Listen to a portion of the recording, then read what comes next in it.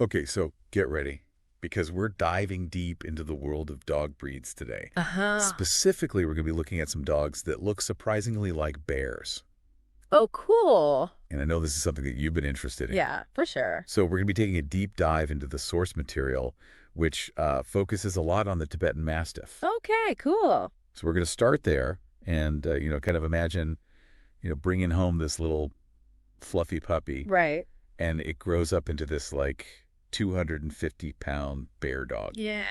Pretty wild. Wow. So actually, Yeah. there was this family in China who actually raised a Tibetan Mastiff, Oh, wow. thinking it was just a big dog. Oh, no. And they were pretty surprised when it started standing on its hind legs, Like a bear. totally like a bear. That's incredible. I mean, that story really kind of gets at that Yeah, striking resemblance. yeah, Some dog breeds have to bears, yeah, particularly the Tibetan Mastiff. exactly. So Yeah. that's just one example, but it's a pretty good one. I mean, these dogs are huge. Yeah, they're massive. Like, how do they get so big?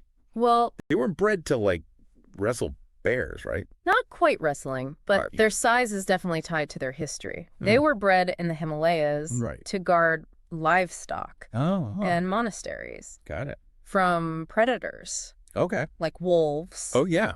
and snow leopards. So they needed to be big to, Yeah, and I mean, a 250-pound right. furry wall of muscle Yeah. is a pretty good deterrent. Yeah, that'll do it. Right. That makes a lot more Yeah. sense. Yeah. Okay, so, and then they've got that thick mane of fur, too. Oh, yeah. That's not just for the cold, is it?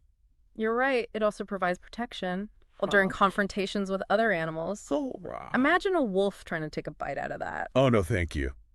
Yeah. Okay, so we've talked about the Tibetan Mastiff, Yeah. but it's not the only breed that has this kind of bear-like look, right? Absolutely not. Our sources mentioned a few others, too. Yeah. Right.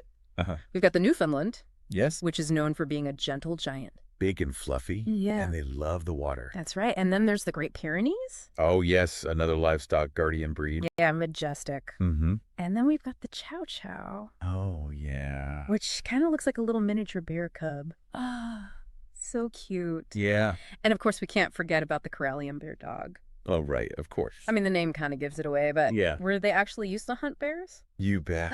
Oh, They were originally bred in Finland, wow. specifically to hunt bears. That's incredible. Yeah. So you've got these huge guardian breeds like the Tibetan Mastiff, Wow. the Great Pyrenees, Right. and then you have these really agile hunting dogs like the Karelian bear dog, Exactly. all with this bear-like appearance.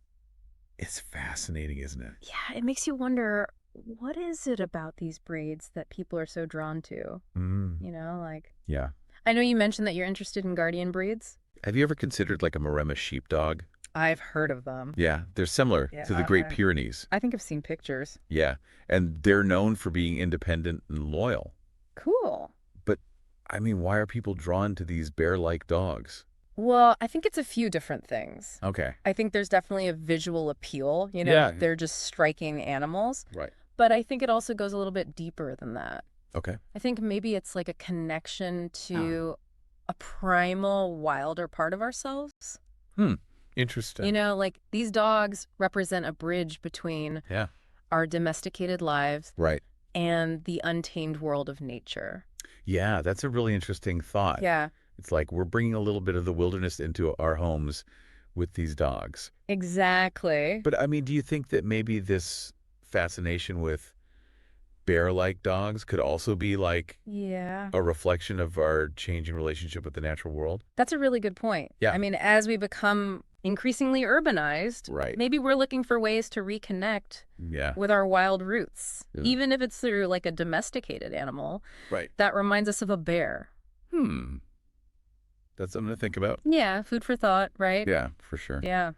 Okay, awesome. Well, this was a really fun deep dive. It was. Yeah, I learned a lot. Yeah, me too. Thanks for joining me. Of course. And to all of our listeners out there, if you want to learn more about these bear-like dogs, Yeah, definitely do some research. yeah, there's a ton of information out there. So much to learn. And you might be surprised by what you find. For sure. And on that note, we're going to wrap up this deep dive. Like, subscribe, and share. Thanks for listening, and we'll catch you next time.